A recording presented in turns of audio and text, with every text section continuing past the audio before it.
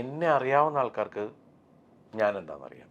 എന്നെ അറിയാൻ പാടില്ലാത്ത ആൾക്കാർ, അതുമല്ലെങ്കിൽ നമ്മളോട് എവിടെയെങ്കിലും ഒരു സൗന്ദര്യപ്പെടുന്ന ആൾക്കാർ ചേർന്ന് ഒരുപാട് കാര്യങ്ങൾ പറഞ്ഞു കഴിഞ്ഞാൽ അതിന് നമുക്ക് എന്ത് പറഞ്ഞ് ന്യായീകരിക്കാനാ?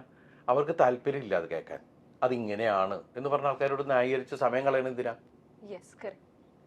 നമ്മൾ നമ്മുടെ വഴിക്ക് നമ്മളുടെ ശരിയും നമ്മളുടെ കാര്യങ്ങളായിട്ട് പോകാന്നുള്ളതാണ്. നമ്മളെ വിശ്വസിക്കുന്ന ഒരു ഒരു വലിയൊരു കൂട്ടമുണ്ട്, സമൂഹം. അതിന്റെ മുമ്പിൽ അവരാണ് നമ്മളെ നിലനിർത്തിയിട്ടുള്ളത്. ആണ്. കാരണം ഇപ്പം തന്നെ റീൽസിൽ കാണാം ദിലീപേട്ടൻ തൃശ്ശൂർ തിയേറ്ററിലൊക്കെ ചിലപ്പോൾ ഇങ്ങനെ കിടന്ന് ഇങ്ങനെ ഈ സ്നേഹം കൂടിയിട്ടേ ദിലീപേട്ടനെ ഫുള്ളി ഇങ്ങനെ കെട്ടിപ്പിടിക്കുക, ഉമ്മയ്ക്കുക, മൊത്തം എല്ലാരും കൂടെ ഭയങ്കരമായിട്ട്. ഞാൻ നോക്കുമ്പോൾ എടുത്ത് ഉയർത്തുവാ ദിലീപേട്ടനെ. ദിലീപേട്ടൻ താഴെ നിൽക്കാൻ പറ്റുന്നില്ല. ജസ്റ്റ് ലൈക്ക് എല്ലാരും കൂടെ തോളിലെടുത്തിട്ട് കിടന്ന ആരവമാണ്.